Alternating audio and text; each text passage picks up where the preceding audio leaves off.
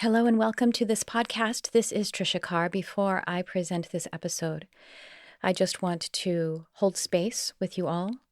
In this week, we have just experienced yet another impossible to understand tragedy with the deaths of many children and other adults who care for children.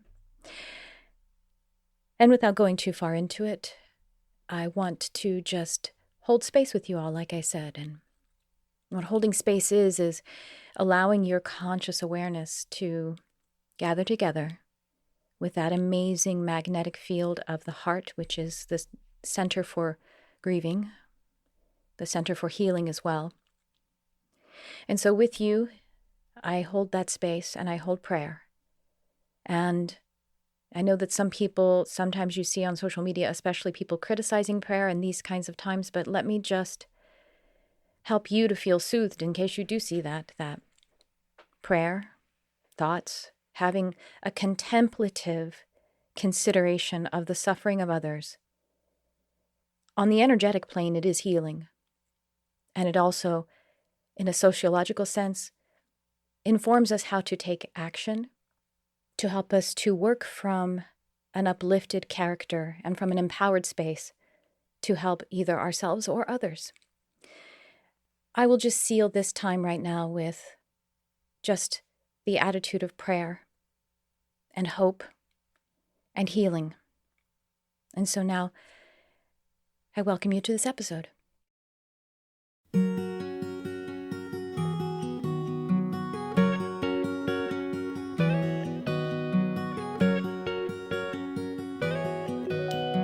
Hello and welcome to the Charmed Life podcast. This podcast is all about magic, metaphysics, mysticism, and the unconditional love of the universe. And I am your host. My name is Tricia Carr. I'm very excited to present to you this episode because I have an amazing guest on who really delivers so much of that mind-blowing quantum content that many of you come to this podcast for. And as I lead you into this episode, this conversation with my guest, I want to invite you to please leave me a review. If you are so led, you can just leave some stars or you could write a little something. That helps to boost me in the light quotient of our, what we call algorithm, but also just in our energy and the way we connect with one another. Also, if you feel that someone else would enjoy this podcast, I would love it if you would just click the little 3 dots next to an episode or next to the actual whole podcast, and you can grab a link or you can share it from your device. That would just make me so happy. But I am so happy that you are here at any rate. Thank you so very much for shining your light on our beautiful world. That needs to be said now as much as ever possibly, maybe more than ever. Thank you for seeking light. And so now, welcome to this conversation episode that I have with my guest, Eugenia Oganova. Eugenia is a business strategist, personal transformation expert, and quantum messaging energetics coach. She has over 20 years of experience. Eugenia specializes in helping spiritual coaches and healers create a consistent 10K month and sustainably scale past 6 figures without forcing themselves to work harder. Eugenia weaves masculine business strategy with feminine quantum energetics to customize a strategy with her clients' unique soul design and mission. She's also not a typical business coach because she is clairvoyant, and she uses her extraordinary abilities to support her clients in addition to solid business strategies. Now, we do talk about business in this episode, and I think it is definitely information that regardless of what business you are in, what kind of work you're in, or if you do anything as a life effort or mission, you will benefit by this. But before we even get into that business strategy kind of speak, we talk all about those mind-blowing concepts about the universe. And I'm just going to let you guys get into it. I had the most fun time, and I'm actually starting to possibly work with Eugenia. Oh my gosh, it's going to be amazing. So I just let you know that so that you understand how highly I recommend this conversation with Eugenia Oganova, and I will chat with you on the other side.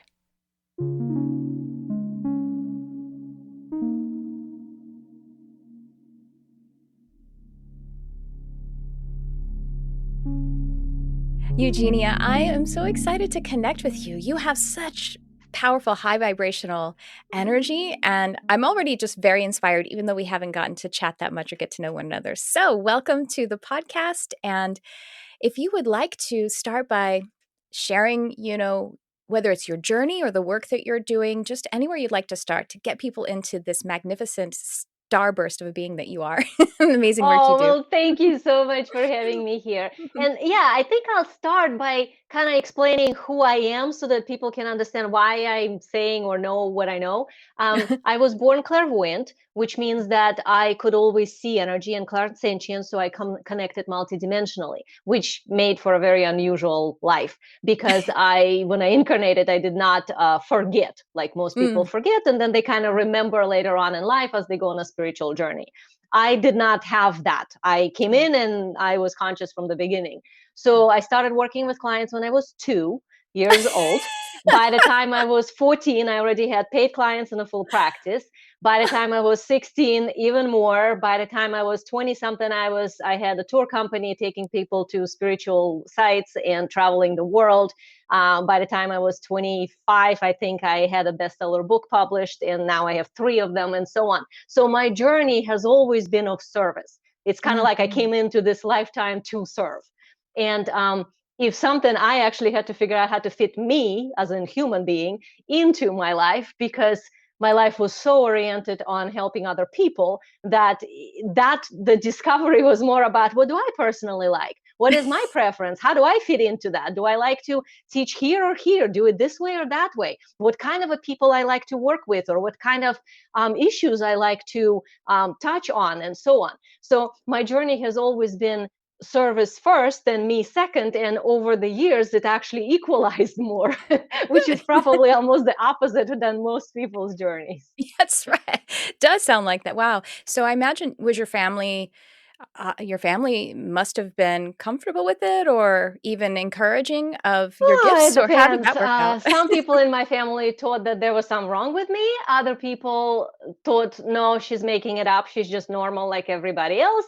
Others thought it was absolutely awesome. So I had every angle you can think of. Okay. Wow. That's really amazing. So you don't recall a time ever shutting it down or turning it off or forgetting? Like, did you have any period of time where you were like, you just didn't? But that sounds like not because you started a career so early. No, I was always aware, conscious, and working with people. But the Hmm. difference is that when I was teenager, for example, I wanted to have more of my own life instead of just, working Yeah. with people. When I was going to college, I didn't really want to see clients. So, I mean, I had periods when I tried to kind of push that away, Hmm. but it still came to me because that's my soul work. I Hmm. remember when I was in college, I had a part-time job as a cashier in a store, and people would wait to be in my line to come to my register, and the manager would come and say, what is wrong here? They're every open register, why do you have a huge line? And it's like, because they wanted to be in my line, because they knew they could ask me a question, I would have an answer. And then I Wow. would be on my break outside having my juice, and people would come in and stick like $20 bills in my apron saying, please, please answer my question. So it's like I couldn't get away from doing the work, even Wow. when I kind of felt like I wanted a little space. But Wow. I just had to figure out how to fit it in a way that felt good to me, in addition to Mhm. good to the people that I served. Wow. Yeah, that must have been quite a journey because also it feels good to do the work. You Of know what I mean? Like course. it's also personally satisfying, feels great. And so how did you go about kind of contextualizing it, getting spiritual education? Because, the world that we live in doesn't really help us to understand what it means to receive psychic information. Most people, typical people aren't accepting that. Were you reading a lot of books or were you somehow putting yourself, or was it just coming directly from spirit? I'm just curious about Both. that. It was coming directly from spirit. I also have energy guides, like non-physical beings that I Mhm. work with. I'm also connected to Solar Council, which is a group of conscious creator beings. But besides that, of course, I was reading a lot and studying of everything you can think of, from anatomy to quantum physics to mathematics and complex way to understand the universe, to anything metaphysical and psychology and biology and so on. So I've studied tons, but most of that was not to gather information. It was to learn how to translate what I get into ways that people can understand. I'll give you an example. Let's say somebody would come to me and I would, like, let's go back to like when I was 15 years old. I would look at the person and I would say like, okay, you have this green thing going on in your liver and there's this spot that's moving into over here. So we need to make sure that you go back to having your liver yellow and breathe deeper. And the person goes like, oh, okay, I'm going to try to figure that out. And then I would give them suggestions how to do it. But what I've learned to say is what it actually meant, which is what I would get. I just didn't have the translation. And let's say the same thing now, I would say as, okay, you are envious of this specific person. And that envy is creating compression in you, which then not allowing you to receive the thing that you're intending to create. So what you need is a better boundary and then go into self-love. So then you can release the other person and not be envious of them, but be inspired by them. Same thing. But it's a very different translation. So all my learning and reading was more from the standpoint of learning how to do that instead of like to understand or to get something. I was getting plenty. It's the like, how do I say it in a way that landed for that person? And then I've learned, of course, over the years to specifically speak to the language of each client so that it's a little bit different. The same thing I could say to two different clients differently. Right, right. That's fascinating. You mentioned quantum physics and I wonder, do you get messages that are sort of future paced or like prophetic? Is that a part of it, or is it more individuated to helping human beings? You know what I mean? Like, so do you have a sense of the energy path that we are on or anything like that? Is that the kind of messaging you pay attention to or receive? Yeah. And first of all, I would say it's not like I get messages. It's more like I'm literally aware. So like you would go online and you would do some searching and then some sites will pop up and you will know what you're looking at. And then you kind of like have your own opinion about it. And you like this one more than that. And then you pull out from that and so on. So I do the same thing with universal intelligence. So it's not like I get some downloads. That does happen too. But most of my knowing is actually more direct interface with the universe. And as far as like if it's future paced, I see timelines, I see possibilities. So what that means is like when I talk to somebody and they say like, oh, I want to create this. First of all, I would see the past as it what's in the way of creating this that they right now not able to create. Maybe a relationship or a career or a new client if they are self-employed or whatever. But then we will also look like, okay, what would be the best way to go about creating it? And universe, like quantum field, is 100% possible 100% of the time. So everything is possible. Some are more likely, some less likely, but everything is possible. So it's more about like, okay, you want to create, let's say, a relationship. Now let's look at how can you go about it. You can intend and do some daily practice. You can work with the past issue, of course, to clean that up and then go, I don't know, online dating. You can connect to the people you know and just let know that, you know, your friends that you're now looking for relationships and you're open and so on. Like there are many possibilities. When the person envisions like, oh, okay, so let's say I'll call my friends and I tell them, as soon as they did that in their field, I can see what would happen if they do that. Right. And then let's say we say, okay, this is one version. Let's look another way.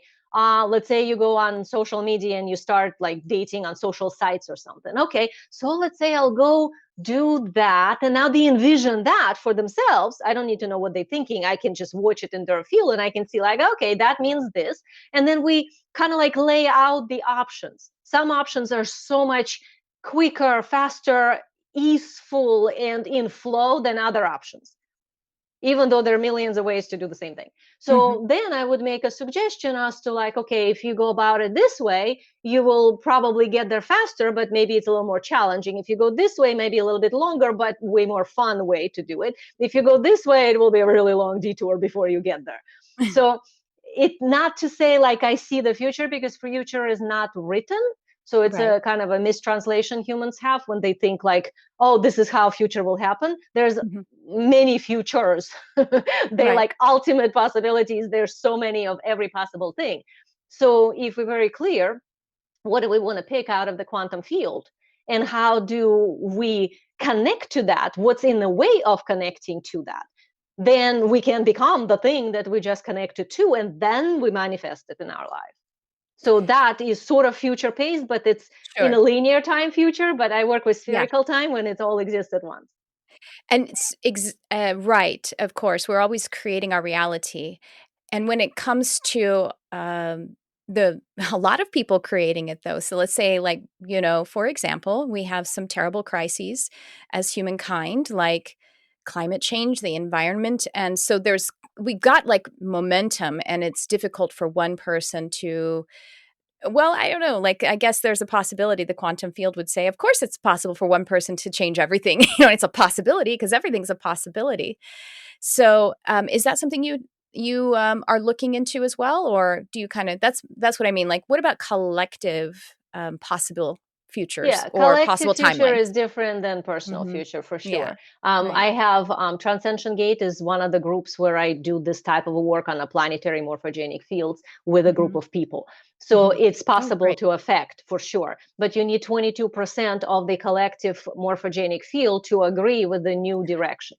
Yes. If you have the 22%, then the field shifts. And now whatever that 22% held, like let's say let's say everybody wants war, but 22% wants peace.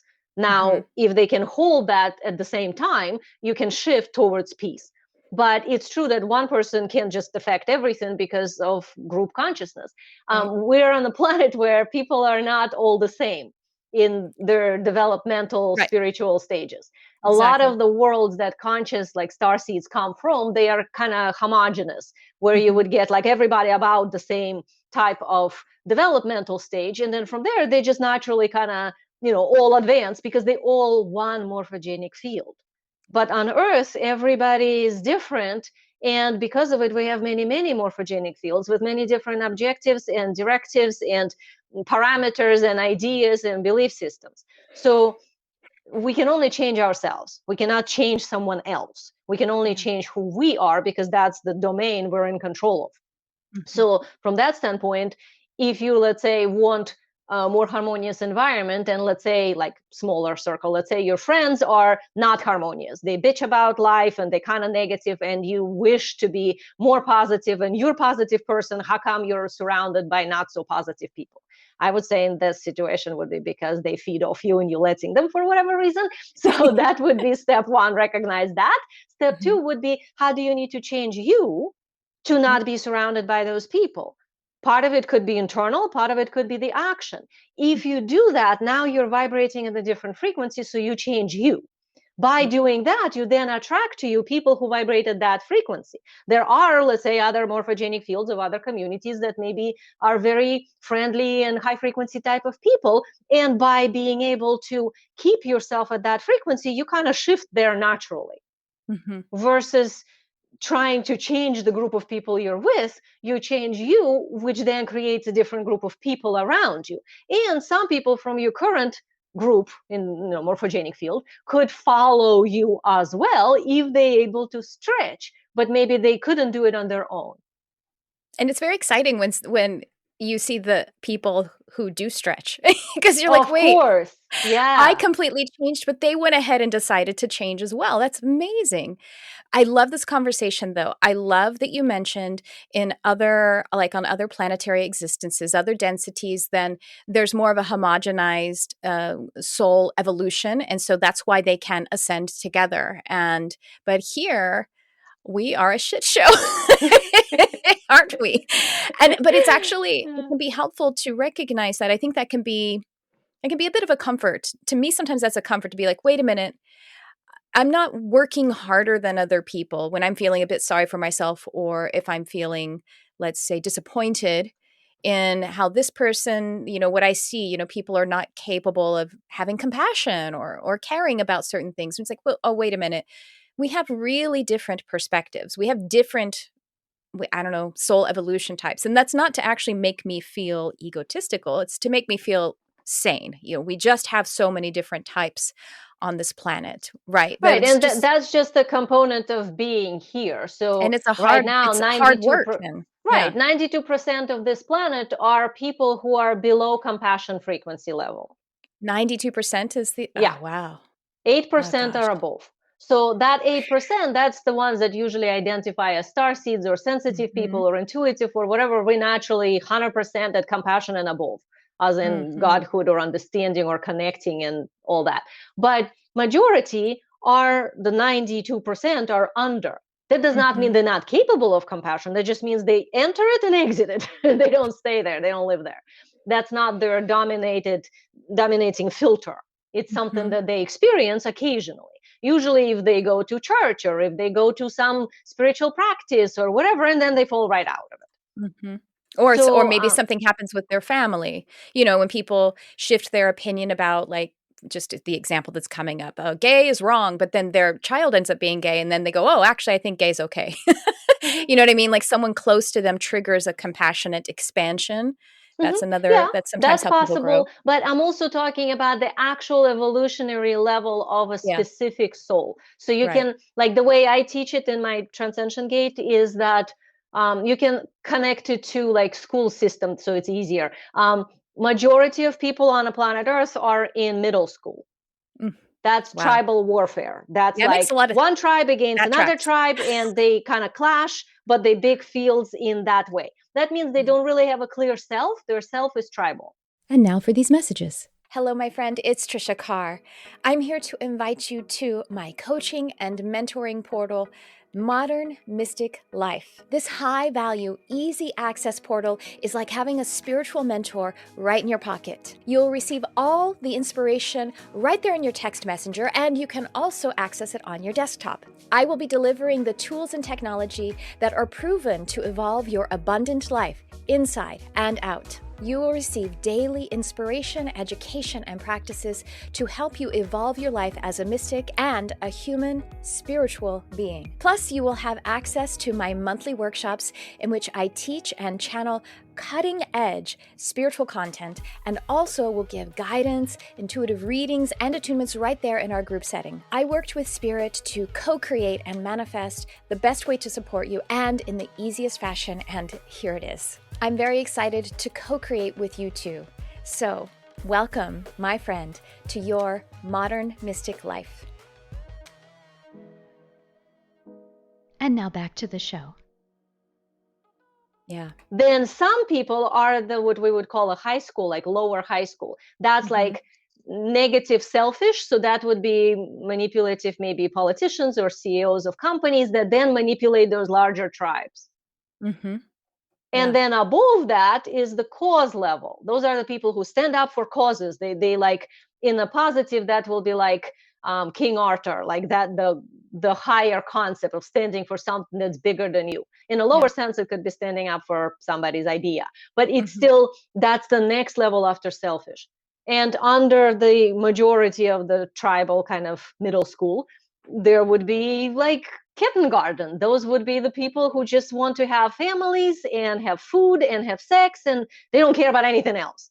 Mm-hmm. So when you get to the majority of humans, it's where they have tribal fields, which means it could be a religious field, it could be a nationalistic field, it could be a political field, but their identity is linked to that.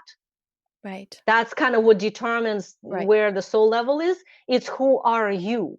So when somebody is in a tribal level, it's not I want, I am, desiring, or I stand for. It's more like we want, Mm-hmm. we stand for, but it's not a higher we. Right. It's Right. the lower we. It's that, well, in my family, we always do it this way. Or in Mm-hmm. this religion, we always hate on that and love on that, and so Mm-hmm. on. So that's a limitation in conscious perception that the morphogenic field of that tribe kind of holds. And then there's another tribe that has completely different one, and so on. So majority of humans are in that level. And then there are few that are in that next level up, which is actually beginning of individuation, but it's a lower high school. It's very uncomfortable, awkward, and quite often selfish. And that's when you get corporate CEOs and you get like politicians and people that kind of have a more self, but they're doing manipulation of larger masses to their own advantage, not to the benefit of the masses. Right. And then the next level up, those are the ones who do a lot of things for the benefit of the masses from their perspective, which, by the way, is not always high, but they try. Yeah. And only after that, you get people that generally we would call spiritual.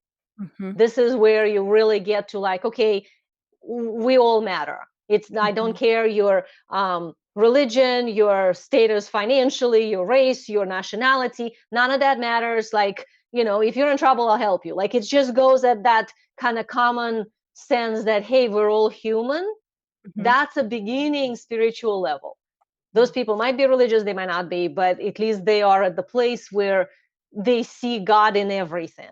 Mm-hmm. They might not know what God is, but they see that connectedness.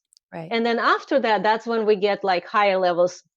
Using the school system would be like master's degree or PhD level. That's when you're like researching, what is God? Am I God? Oh, I am. Like, I'm like, that's where you get to that. But that's really small percentage of human population. Wow. I actually literally have a YouTube video called What is God? And it viralized. For some reason, it got over 100,000 views overnight. But I don't think they were. I think people thought that it was something that was more radical than a middle-aged lady like talking about metaphysics, because they weren't very long views. But at any rate, so like the star seed, advanced level spiritual, is that like 8% you're saying, or is that within that's an the 8%? Oh, Yeah. okay. So then the Starseed causal would be like college level, master's degree and PhD. Got it. So Okay. anything like college level and up, starseeds. There are some earthlings, we call them forerunners. Those are the ones that like avant-garde, they're ahead of the human race. They're also at that level. They overlap with the starseeds. But Okay. majority of earthlings are middle school with some in high school. Yeah. But there is potential. Like you said, they Of have course, the everybody option, gets to the PhD opportunity. level. Every Yes, single eventually. soul gets to PhD level eventually. Right. It's the universal law. But Right.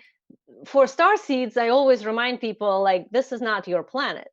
You're Mhm. visiting, you're here to serve, you're here to do something, but don't try to change the house you're in when you're a guest. The house people have their own rules. So earthlings have slower developmental paths and kind of more steady earth connected, which is totally awesome and great. But as a group consciousness, they are young. And being young doesn't mean that they're wrong or they messed up or there's something horrible going on. It's just they young. They haven't Yeah. grown up yet. And star seeds are ancient. So it's sort of like putting an older person into, let's say, high school and then wondering, well, how come you're annoyed with all the teenagers? Or putting even further down in the middle school, how come you can't seem to teach anything, or they don't understand, or don't even want to learn? They're not even interested in what you're saying. That's Right. because they're different level of consciousness. So if you would want to educate or somehow influence people at those slightly lower levels of consciousness, you would have to learn how to translate what you bringing to the level where their interest is. And that is very different than, let's say, what maybe a starseed to starseed would have as a conversation. Right. So, in the raw material in the Law of One, Ra refers to the starseeds who continue to come reincarnate, the brothers and sisters of sorrow, or the wanderers, the ones who are going to. So, what is your perspective on that? Like, do a lot of starseeds, while we're ancient and foreign here, are a lot of starseeds continually reincarnating to try to up-level this, or like, you know what I mean? Like, can you speak on that bit? Oh, absolutely. Yeah. Let's just say when you come to this planet, you have to get a visa. Like, you have to show how you're going to contribute. Nobody's just going to let you in if you're Yeah. not one of the Earthling soul group. So that means every single starseed that is here incarnate is here for a reason. Like, you have something you meant to deliver, or you literally would not be allowed to be incarnate on Earth. So having said that, literally the contract is for one lifetime. So Mm. when you come in, if you're able to be completely open, not create any karmic patterns or any hooks, and then you die, you can move on, or you can choose to make a contract for the next life. But the law of this simulation is that if you come in and you left something behind, as in karmic pattern or a Yeah. hook or some bitterness or like some issue, you can't leave because now it's like a rubber band holding you back. That's why star seeds keep reincarnating, not necessarily because they have to, but because if we get so wounded, then we have such a difficulty then being pure and open, and we're kind of like stuck in defense or bitterness or projections or whatever. And a lot of star seeds are pretty wounded, and it takes a lot to kind of heal that. That's why there are more lifetimes than one. But Right. when you don't have any leftovers, then when you're done, you just leave. Knock wood. No, I'm kidding. I'm teasing. What do you feel? How does Jesus and other avatars and masters like that fit into this? Let's just say Jesus specifically. Same concept. It's a soul that comes in that has a specific issue, Hmm. but also specific mission. The issue usually it's happening during the lifetime by taking on something, Hmm. and then it depends how they handle it. Hmm. If they able to handle it and be done, then they are move on. They Hmm. done. If they not, then there are actually some of the ascended masters that kind of came back in later in different Hmm. forms. The difference is really the range, and can you keep the range or not. So sort of like I'm one of those. I mean, I'm not calling myself ascended master or anything, but I'm one of the examples of this odd configuration where I did not fall asleep. So Hmm. imagine if you have that with a higher range and take out the personal, and then you mostly have the mission. So a lot of the beings that come from higher frequency down here and able to hold it without compression, and if their mission is meant to affect a large group of people, not everybody has that mission, then they move on. When they move on, they can shift all the way back to where they came from. So that's also a universal law that, like, let's say if you're a 5D being, fifth Hmm. dimensional, you Hmm. come into Earth, which is 3D, so you incarnate. When you're done and you die, and let's say you want to go, back out, you don't go into 3D on the other side. You actually go back to 5D because that's your range to begin with. But for somebody who's, let's say, barely in a third dimensional consciousness, when they die, they just kind of get recycled back in here until they can progress further. And the progress only occurs when you have a body. Hmm. Right. So if you're outside, you know everything, but you can't shift anywhere. Yeah. You have to come here to do something that then shifts you. So a lot of the ascended masters literally utilize that. I mean, from our perspective, they ascended masters, but really they Right. utilize this as a trampoline. Somebody can come in with 5D, kind of like Jesus, and then Yeshua, he did his Hmm. thing. And when he shifted inside the body to 6D. Hmm. That allowed him to then move on, and he didn't die on a cross or anything. He didn't like shift and Right. gone. He changed the body configuration and actually stayed till 72. But anyway, when he actually shifted completely out of 3D, he went into 6D. So he shifted the range a little bit. And now he's at the 10D. So Sananda and many like Buddha and many other people of that sort, they use that as Hmm. a trampoline to shift consciousness. But that's Right. usually a very special contract. That's not meant to be like, oh, everybody meant to be Jesus. It's usually a lifetime where you take on a lot because the entire morphogenic field is going to be anchoring through you. That's Hmm. why any master like this usually suffered a lot. Yeah. That's because they're holding on the collective pain. And Right. then if they're able to kind of like move through that and move it on to a higher perspective, that's when they then shift.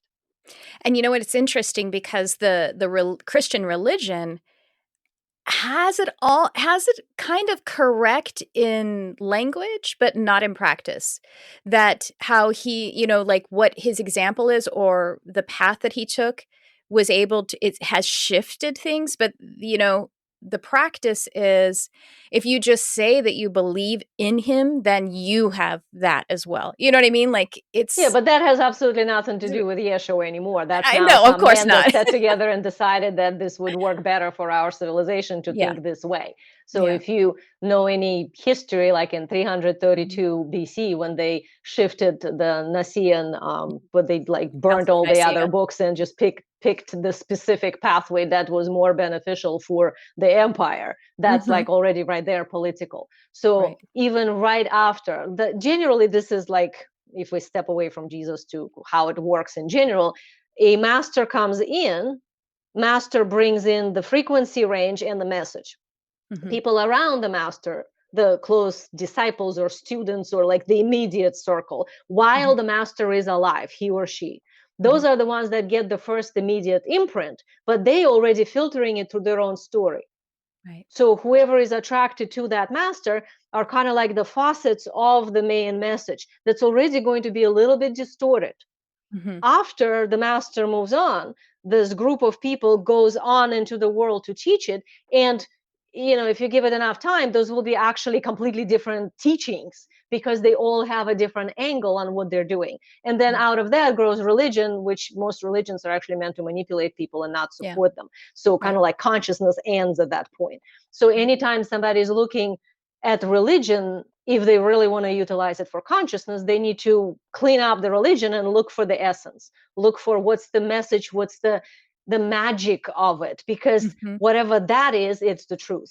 But the problem is that religions, they're written as rules, so those rules are written by humans, and those humans were not conscious and very much not interested most of the time in helping people become self-aware and uh, self-authority, right? Right. Instead, they kind of much more interested in like, how do I keep my empire from erupting at war or something like that, or how do Hmm. I control the masses so they pay taxes and many other pieces. So it kind of by then is not really about the message. Right. It's Yeah, definitely not about right personal spiritual sovereignty. No, it's about paying yeah. tax, not taxes. It's about politics.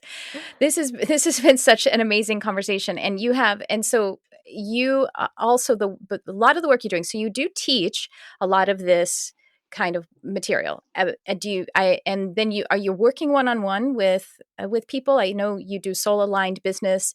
Wealth energetics is what you teach. Speak about that kind of work that you're doing. That you're actually helping spiritual entrepreneurs to figure out how to human a little bit, but Yeah, I actually do kind of both. Mhm. I have a program that is for people who are not running their own businesses, but just want to become conscious. It's called Transcension Gate. That's where I'm doing my quantum evolution course right now. So that is about this kind of stuff we were so far talking about, like expanding your consciousness, understanding your inner authority, your true soul sovereignty, and your path, and so on. And then what I am more like actually involved in and what I see in clients is working with women who have a gift and they are delivering that gift to the world. Like maybe they are amazing healers, maybe they Mhm. using some energy modality, maybe they mentoring somebody in empowerment and consciousness, and like herbalists and acupuncturists and people who kind of like download messages and work with dragons and fairies and planet and wombs and all that magical stuff. And they're good at what they do. Their clients have results, but they don't know how to actually turn it into business. So it Mhm. always kind of stays as almost like a hobby or a part-time thing, or something that like if they're choosing to do it, it doesn't generate enough income. So the wealth energetics part is to help women like that who have a message, have a gift, have a mission to literally do their soul work, but in a way where they are well resourced to do it, when they're getting Mhm. paid well for doing the very thing that they're already doing. So Mhm. that's where I teach my wealth energetics. It's a conscious future mastermind when we literally work on creating your conscious future. So we look at the quantum field, we look at the possibilities, we look at the specific place you wish you were, and Mhm. then we look at what's the discrepancy between here and there, what needs to be adjusted in the business strategy, in the marketing, in the messaging, but also in internal stuff like self-confidence, like abundance mindset, like energetics of presence and owning your soul expertise. So all those things together. So the structural, practical side and the multidimensional, nonlinear side. And that then allows my clients to go from, like, let's say charging $200 an hour for appointments to making 20,000 a month, or going from charging $50 for some reading that they were doing when they really were doing so much more than the thing that they were doing, and Yeah. then selling a $6,000 program with ease and feeling like, oh my God, I'm actually like having space and I'm not stuck with constantly searching for clients. They just come to me because I'm the vortex of this wealth energy that comes Hmm. naturally, naturally attracts. So that's Wow. what I do. And is that a group program, individuated program? What does the structure look like in those? It's a group program. Institutions? It's a Uh-huh. container that's sort of a hybrid. Yeah. Within that group program, each person gets unique personal attention because I read their soul design and I Hmm. work with them to build their business on their unique soul design. So it's not Yeah. a cookie cutter thing. It's Mhm. uniquely, specially aligned to each person, and each person Mhm. is different. And there's also a group container where everybody gets to kind of share and see. So when I teach one, another one can get like, Of oh my course. God, this is what I was missing, and so on. So it's a combination of a personal one-on-one laser coaching and mentoring with energetics and the business advice, and the group container for the overall energetic development, because group energy is like incredibly magical in It is. Yeah. raising one's idea of what's normal. Like people come Yeah. in thinking like, well, it's normal to charge $100, and I don't know, maybe I can have $1,000 program. And then they turn around, they're like people charging 8,000, 10,000, 15,000, and selling and doing it in integrity and feeling like amazing and everything is great. And they kind of go like, oh, I can do that too. Yeah. If they do that. So group container is amazing for that. Yes, the group work, I know a lot of times people feel shy or something like that, wanting, if there's something that's a group situation, but it is so dynamic, because it's like the coming together in that conscious container. It's almost like a virus, you know what I mean? Like everybody catches everybody else's, Exactly. and it's exponential. Then when, you know what I mean? Like that's how energy works. Well, When and there's a women bond. learn through osmosis almost more than linear. So maybe Yeah. men, I mean, I mostly work with women. So maybe men require kind of like direct step by step kind of linear path. Women, you can just like be in the energy of somebody and then have some light bulb go off, go and make some magic happen. And like one thing just energetically influenced another, and you didn't even supposedly do any specific thing. Yeah, yeah. So that's the magic of the group. Yeah. This that reminds me, one time I was taking a business course, marketing business course, and the first week or two, I don't remember, was mindset. And we had this great NLP, facilitator, and he was teaching, and it was like abundance, abundance, abundance, abundance. And I just caught it. Like my mindset shifted, and after like 3 days, halfway through just the first week, my calendar started filling up so much because I hadn't put like reasonable boundaries on my calendar because wasn't getting enough. And I had to wait, hold on, slow down. And I hadn't done anything different. It just my energy signaled all of it, and I had to like rearrange my schedule. So yeah, it's Exactly. amazing. That's actually very much like in my view, a lot of it is you have to have clarity on what is your soul expertise, like Hmm. the true gift you're bringing, not whatever Hmm. the blah blah you've learned and studied and got Hmm. certifications, 4 letters after your name, but like who are you really? And own that unapologetically, like, yeah, I'm totally awesome at that. Hmm. Then you figure out who is this for, because it's not Hmm. for everybody. So who are the specific humans or non-humans who are meant to benefit by this magical thing you're bringing? And the third is, how do you talk to them about that thing in a way that compels them to go towards you? So you don't have Right. to go chasing them, but instead you're being you. You create energy vortex by you being you. That's all wealth energetics here. And Mhm. by doing that and fully owning your gift, unapologetically, like, yep, that's who I am. I claiming it. I know what I do. Like, I know that what I teach, even though there's business and marketing and all that, but it's like timeless wisdom, multidimensional, whatever. I can collapse timeline like into hours, into days, when somebody would go into detour for years. So I Wow. own that within me. And that naturally comes off as a confidence. Like I know, and I'm in integrity too. Like if I can't help somebody, I will tell them. I'm not going to try to like manipulate them. Yeah. So when somebody claims that and they know that like, okay, I only want to work with specific people, that immediately cleans up all of the, what if I'm not good enough? What if they don't like it? Well, then they wrong people. So you want to talk to the people who would love what you do and want it. And then how do you talk about it? So soul expertise, who is this for, and how to talk to them. And energetics kind of wrapped around these three main things. And as long as you do that, and obviously there's business strategy and marketing, messaging, whatever, but like that's the main core piece, then you can turn anything. Like I had a client who worked with dragons, and she's like, I don't know, how do you charge for I work that? with I'm like, dragons. well, you need to figure out what the dragons are for.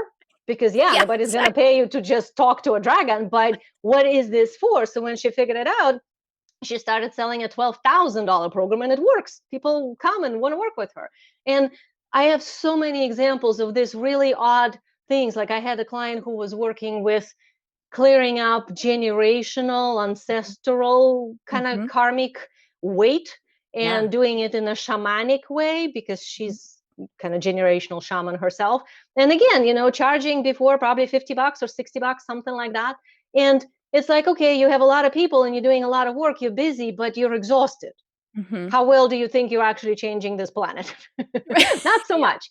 So we shifted it into working with fewer people, charging much more. I don't remember what it was. I think it's 7,000, and having less people, but now really going deep and doing the work, and through those clients doing the work with the planet, which is kind of what her contract is. So now she's getting paid in a sense to work with the planet by working with the clients who benefit greatly by having her in her life. And all of it is because she claimed her expertise, she figured out who is it for, and she now can speak about it with the correct energetics. That's amazing. That's fantastic. And you also talk about masculine business strategy and feminine quantum energetics. You touched upon that a little bit. And so what is that about? Speak about all of that, if you will. Well, masculine is linear. So it has nothing to do with man or a woman. That's just like the terms we use. I actually use electric and magnetic. Electric as in how electricity runs in a wire. It's linear, it's masculine. Magnetic, it's feminine. It's kind of like the moonlight. It's everywhere all at once.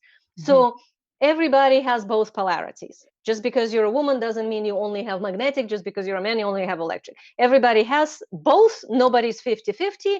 And some are more on one side, some on another. And a lot of times we get conditioned to think we're supposed to be a certain way when actually it's not natural. Like for me, I actually have much more electric than magnetic, but it allows me to be the leader that I need to be for my work.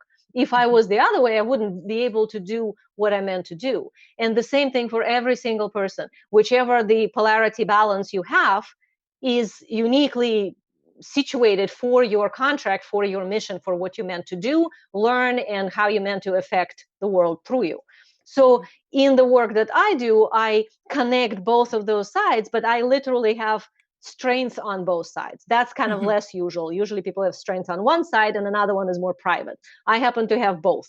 So I utilize structural business stuff. And since I work with women who are spiritual and most of them are starseeds or at least really out there forerunners, they usually get terrified at the sign of a 20-step funnel or some crazy business strategy or sales, all that. And I kind of like clean all of that up into like, what do you really need? Because you really need like 3 things. And if you get to do 3 things right, you can have a business. You don't need 500 things that everybody tries to ram down your throat saying you have to have it. You really don't. When I started making, God, I think I was at 6 figures. I had no website. I had no business card. I had no flyer. I had a phone. That's all I had. And I had me with confidence and talking. So you really don't need a lot of things that you think you need, but you still need to have a strategy. And most people who are spiritual kind of bad at strategy. Strategy implies linear step by step. If you don't know like what comes after this and after that, or how do you assemble the result you want, it's going to be a long path and difficult a lot of times. So that's part of the masculine side, is the strategizing, the business, the marketing, the messaging, like the actual business part, which I happen to be good at.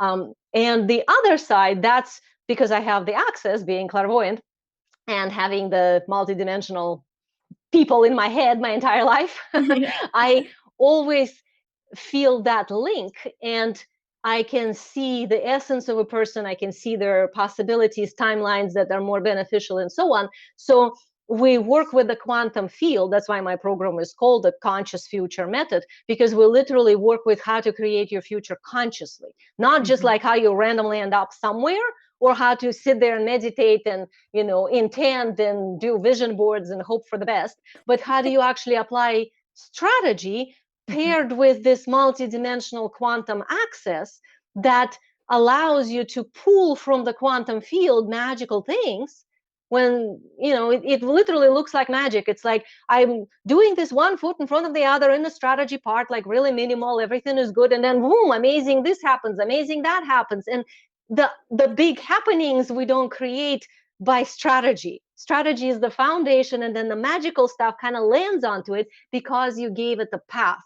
And that's what I put together for my clients. I do that for business currently. I used to do it for other things like health and relationships and whatever. Now I focus mostly on business for this spiritual type of people, not every kind of a business. Like I don't work with a car wash or a hair salon, but somebody who's literally doing something that their gift inside their heart and their being and their essence, and they just want to figure out how to make that mission something that they can live off and feel, like that's what they do instead of having to have a job or something.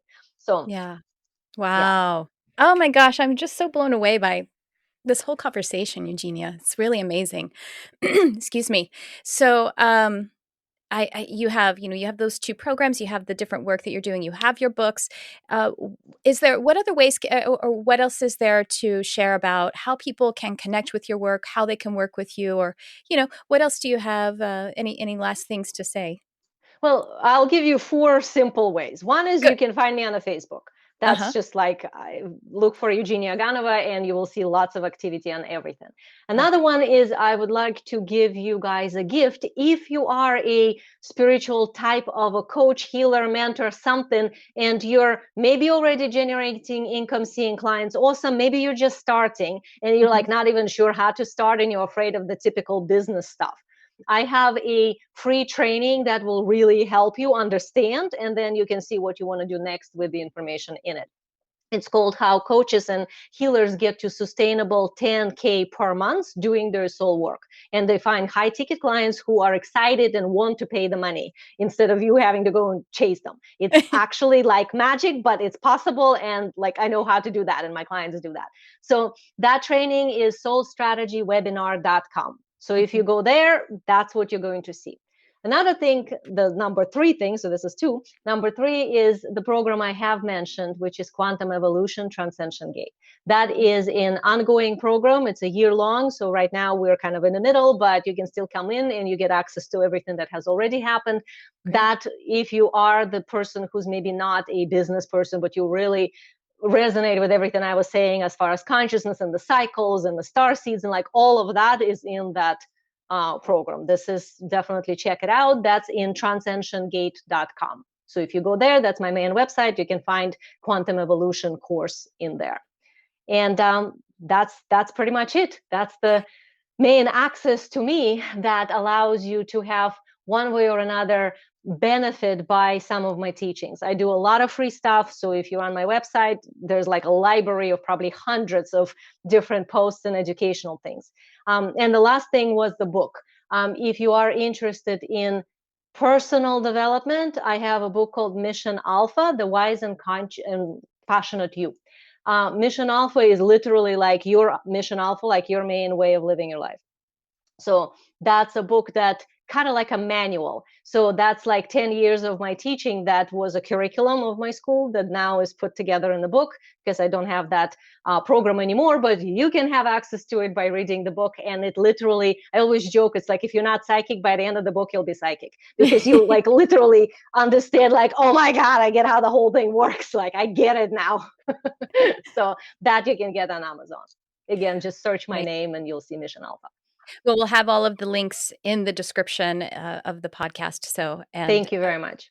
Well, I feel like also that if someone is listening and they're like, well, I don't have a spiritual business, I don't have a heart-based coaching business or whatever, but I really kind of want to, they could start with Transcension Gate, right? And then that might start to shape things toward maybe in Yeah, a and year, if then they they would be know working. what their gift is, like Mhm. if they actually, maybe they're not getting paid clients yet, but they practicing energy work, or maybe they like always talk to angels, like they have something that they know they have, they just haven't figured out how to make a business. Watch that webinar, because I have Right. different level programs. I have programs for totally beginners, I have programs Ah, for somebody who's already having a business, I have programs for people who like at 7 figures. So it depends on where you are, but if you are interested in figuring out how to make money doing your thing, then it's Soul Strategy webinar. If you're interested in like business is not your thing, but you just really want to get consciously aware, then it's either Quantum Evolution or the book Mission got it. Amazing. I'm so excited. I'm like, I have to end Alpha. this conversation because I have to go look at your work. You are taking time away from me engaging with you somehow. I'm kidding. Really, I've had the most fun. And do you do anything in person? Do you do any in-person events? I mean, obviously we've had the lockdown, but we're coming out of it. Not Is that really. anything you I do? used to travel and do everything in person. Hmm. And after a while, all that, being all over the world and living in hotels and airplanes kind of got tiresome. So Yeah. now when I do an event, it's either free or a paid event, it's online. That Uh-huh. because I have clients all over the world. I have Right. clients like literally everywhere. So that way it's actually kind of an easier way to get everyone together in a way that does not inconvenience people. So Hmm. it's not in person, but it's almost in person. It's kind of like Right. this. Absolutely. Were you already doing remote work before the pandemic? You were Yes, already, I was yeah, I doing know. remote work for a Me while. too. I think for 7 years, six Yeah, years, something me like too. that. Yeah. And I kind of had just started to see some people in person locally, but yeah, when the pandemic hit and everyone's like, what's a Zoom? And I was like, I've been using it for years. It was like totally natural to me that why wouldn't you have Exactly. clients all over the world? And even before Zoom, there was the telephone. So, Yeah, but at and I any rate, used to work on a telephone before Zoom right. happened, because I've Hmm. been in business for over 25 years, so there was Hmm. no Zoom back then. Yeah. It was just telephone, and that's the thing. Now I hear like, oh my God, how can somebody pay $1,000 or $5,000 for a phone call? And it's like, well, not one phone call; it's a series, Yeah. but yeah, of course, Yeah. because it's not about the delivery; it's about the energy connection. So And absolutely. I wonder though, and I think that that might be because, I don't know, we're already thinking in metaphysical ways. So that's why it seems very natural. This is basically metaphysical connection because we're not physically proximate to one another. And it's just as genuine to us. It's just as authentic, I guess, right? Maybe that's why. Absolutely. No, no, that's actually very true. And especially like for me, because nothing is ever linear, because Right. I'm born this way. I remember being 3 years old, standing in the doorway of my apartment, and my father was trying to talk to me, and I was trying to explain to him about my friend standing next to me. But my friend was an energy guide. And Mhm. my father couldn't get the concept because he could only see me in a doorway, but not my friend. And no matter how much I was trying to explain to him, that being was really not visible to him. And I think I was three and a half when I finally like, oh, the things I can bump into are the things they see. So if I can walk through it, they cannot actually see, which made me realize that like 90% of everything I'm seeing, nobody else does. That's So amazing. yeah, so with that way of thinking, telephone or Zoom or whatever, like it's all non-linear anyway. Right. Yeah. I We're not had really here. imaginary friends too. I had imaginary friends, and when my sisters would say to me, "Oh, where is," their names were Little Mama and Polish. "Where's Little Mama now?" And I was like, "She's over there." And they would go and like step on her, and it'd make me cry, even though I knew it wasn't hurting her. It hurt my Mhm. feelings that they were trying to hurt my feelings. You know what I mean? Well, and that a So lot yeah. of times happens because people are terrified of something that they can't understand and especially can see. That's a Mhm. biological freak out that Yeah. happens like, oh, there's Yeah. something there that's watching me or maybe here but can't see me. So then unfortunately the quite often the defense mechanism is to go and attack it first as the Yeah. way to protect self. But Right. ideally as a child, like you grow out of that, but some adults never grow out of that, unfortunately, and that's It's a true. learning curve. Right. And they just call it skepticism or something like that. Right, but skepticism is just really a limitation of choosing Mhm. not to open up. Yeah. So, kind of like to conclude all of this today, I would say that if you can imagine it, it's real for you. Not only that it's real for you, it's possible for you. Not only that it's possible for you, it's possible for you now.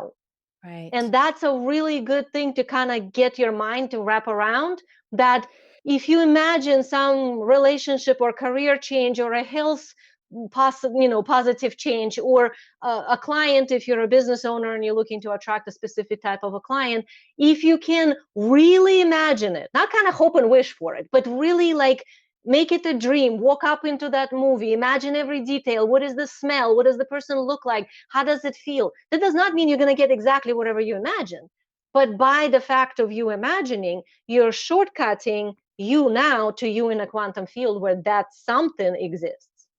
Wow. I love that. Absolutely, if you can imagine it, it is real. It is real for you, and it is real for you now. That's beautiful. Got to stitch that on a pillow. Remind ourselves that. Well, it's also a cautionary tale too, because would you like to imagine that you are broke or mistreated, or Well, and that's why would so you like many that people are reality? like in this recycling of the Mm-hmm. issue, right? Mm-hmm. Not because they can't seem to move on, but because if they constantly expecting the bad thing to happen, that's They're what creating happens. it. Yeah. So to my clients, I always say, like, if you cannot not go into what if this whatever I'm afraid happens, then at least make sure you have the opposite. Yeah. Okay, what if this bad thing happened? But what if this most amazing thing happens? And Right. that way you neutralize the charge. So Mm-hmm. ideally, you don't have to negative at all. But if for whatever reason you get stuck and you just like can't help yourself, it's just the first thought because habitually you conditioned yourself, Yeah. then stop yourself, take a breath and say, okay, I heard you. Now, what could be the most amazing thing? That could happen too. And hold that with the same charge in your being. And as Yeah. long as you do that, you neutralize the charge. So now you're much more likely to attract something positive and amazing. And immediately your body responds more Of course. healthfully, you know what I mean? Like the Yeah. blood's not going to constrict, the breathing is going to, yeah, absolutely. So why not Mm-hmm. imagine the positive thing? It's at least, if, worst case scenario, you're healthier. Well, I could keep you for hours, but I don't want to do that. Well, but then you can collapse timelines. So maybe we have been here for Yeah, hours. let's collapse the timeline. But this That's has really great. been such an honor and a joy. And I just appreciate you so much for all the work you're doing on our beautiful planet and in our amazing galaxy and our wonderful universe, and for sharing it here on the podcast. Thank you so much for being here, Eugenia. Oh, thank you so much, Tricia. This has been such a joy.